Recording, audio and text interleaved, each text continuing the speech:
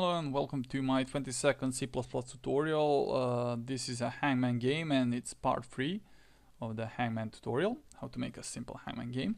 This part we will finish up the game. So we have to do a few more things. Let's create a simple text file that will actually have the word lists that we want to guess. So in order to do that, we need to open the Explorer. We can do this simply by pressing the right click on the file here and say open containing folder. And now, as you can see, we have the project files here, and we can create a simple text document, and let's call it words. And let's open that text document and write a few words there. So let's say Alexa, for example, car, dog, I don't know, house, programming, and maybe some more words like Hangman, and that's about it. So let's save the file now.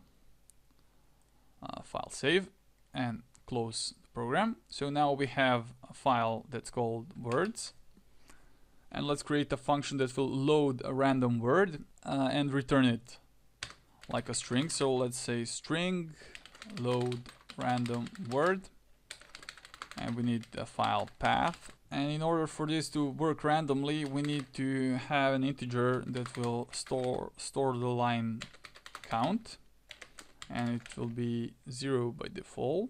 And now let's say string word, and that's gonna be the word that will be loaded. And we need a vector.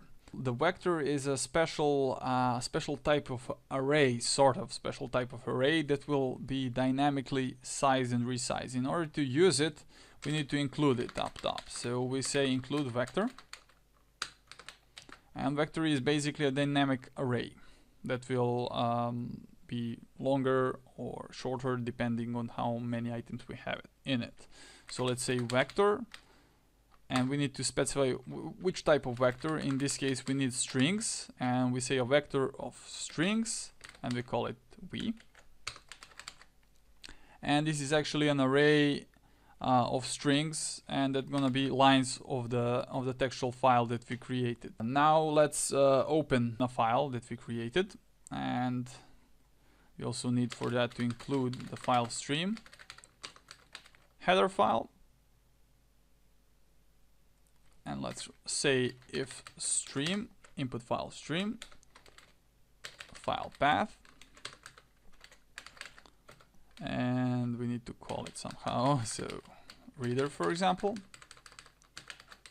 reader with that path, and we say if reader is open, so if the file is successfully open, we can go through the file with the while loop, and we'll use this the function getLine from the standard library.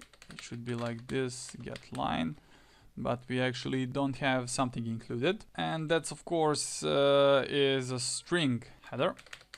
So we need a string library for this, so we'll include string also. And maybe that's actually, oh yeah, that's the one. And now we need to pass the input stream, and that's the reader, so from which file it will get the line and where to store the line. And we'll store the line in the word. And now let's say while we don't need these brackets, so while we can get the line, so we read from the file line by line, and while we can read and get the word, we'll push the word. We use the pushback function of this vector v, so we actually add the red word in the vector. So we have a list of words now in v variable. Now we actually need to randomize the line, and we can do that by saying, for example, int random line, and do rand modulus and resize, and this will give us the range from 0 to the number of lines. here for the random line. And we now get the random line like this. And we need to actually set the word. And we say that the word that we're gonna return here, so return word, we say the word will be at the line that we randomly selected here, random line. So we choose from v at position random line that we actually chose. So it may be confusing a little bit at first because this is an array sort of, and we actually choose one number. For example, if the array has 5 elements, so 1, 2, 3, 4, 5, we choose for example 3, and it will actually be number 2 from here, and so 0, 1, 2, and it will actually show number 3 here. It's not a great example, but you will get it when we actually play the game. So this will get us the random line, and after that we need to close the reader. Sorry about this. We need to close the reader so other files and applications can actually use our file.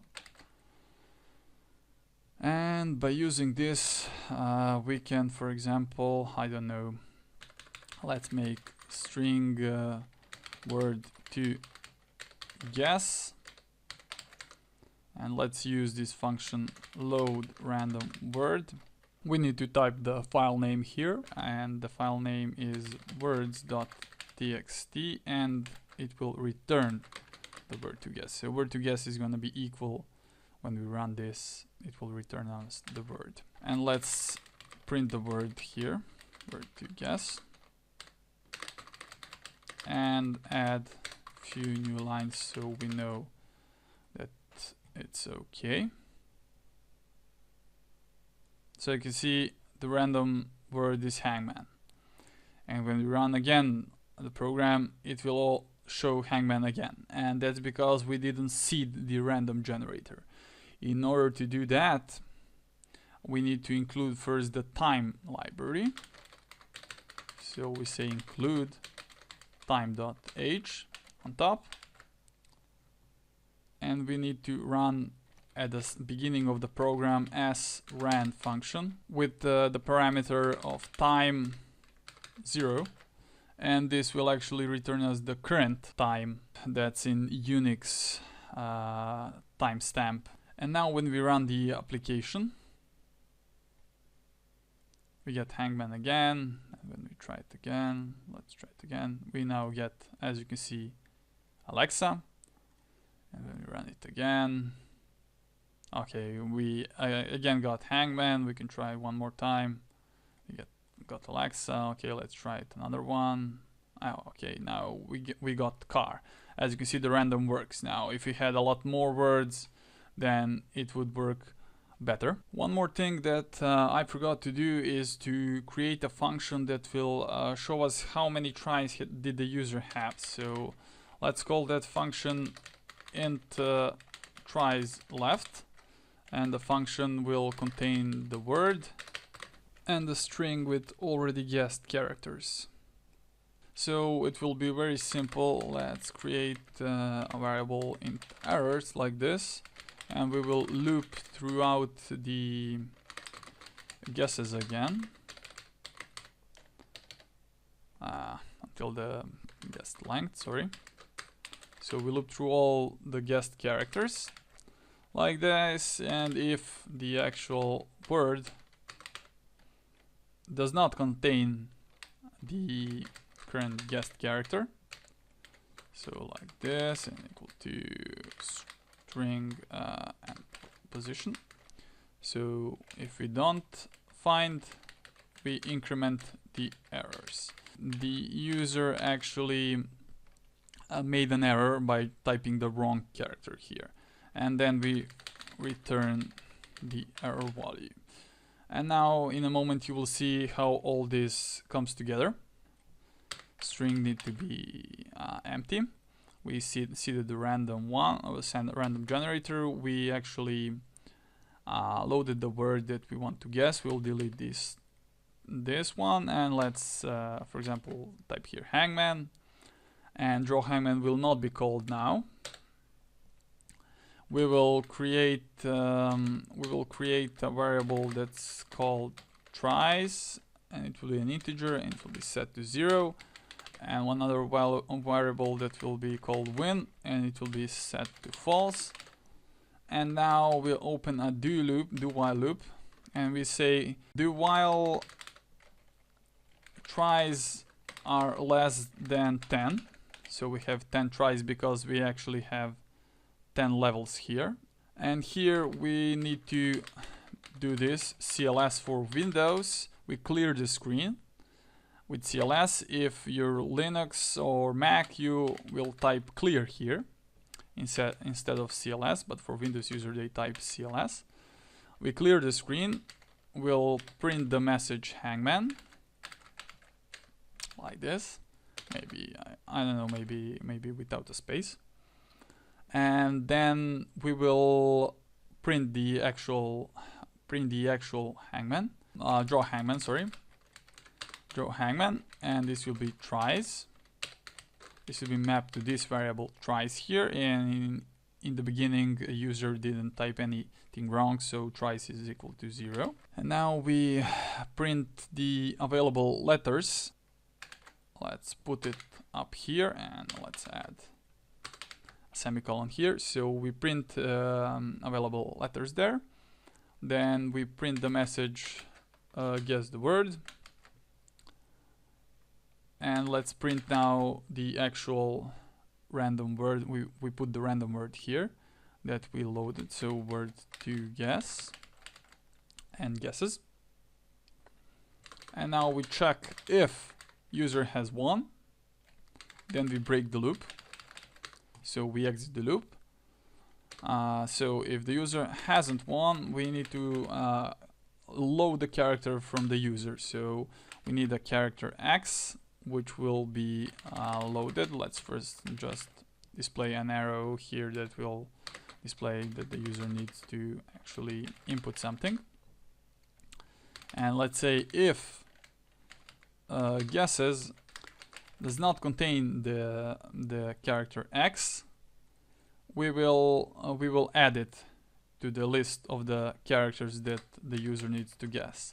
So let's say guesses plus equal X. So if the guesses already contains, for example, A, we won't add it by checking if it's already there or not.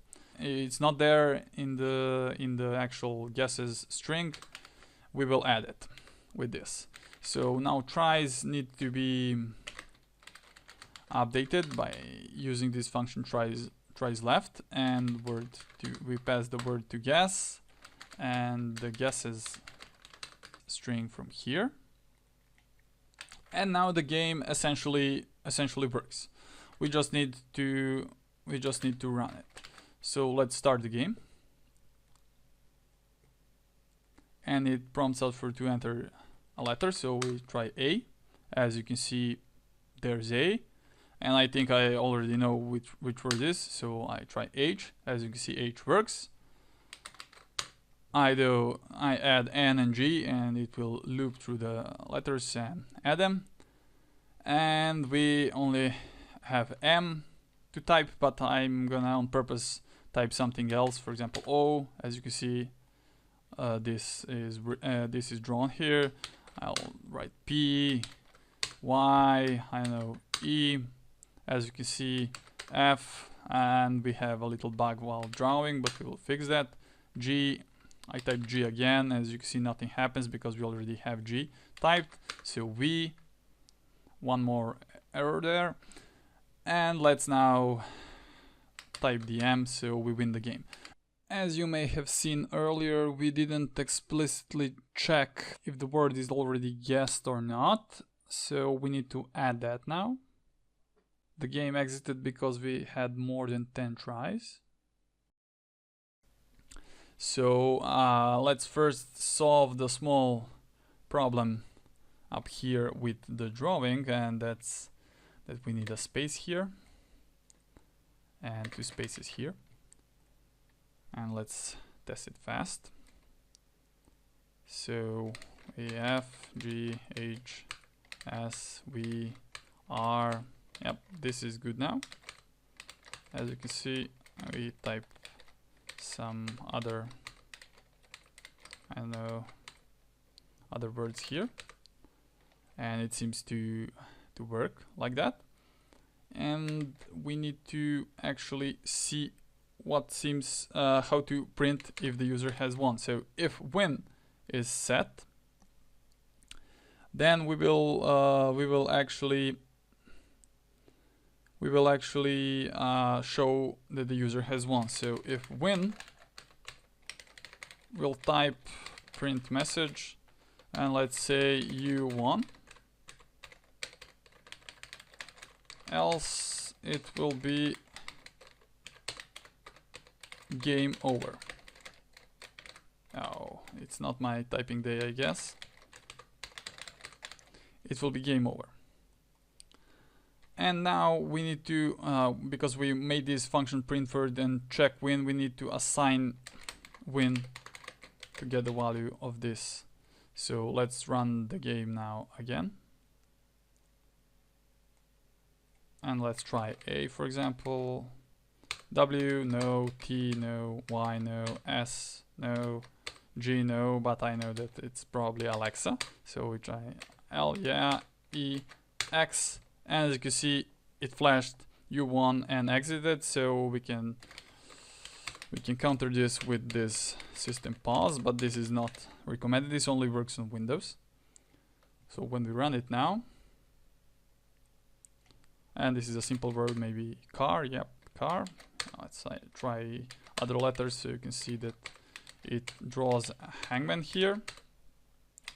Let's say A and R. As you can see, it will say you won, and that's the whole game that you made here. It's less than 200 lines of code. It can be a lot less if you did some kind of code cleanup. But I hope you enjoyed the tutorial, and that's about it. If you like the tutorial, press the like button and share it with your friends. If you disliked it, you know what to do.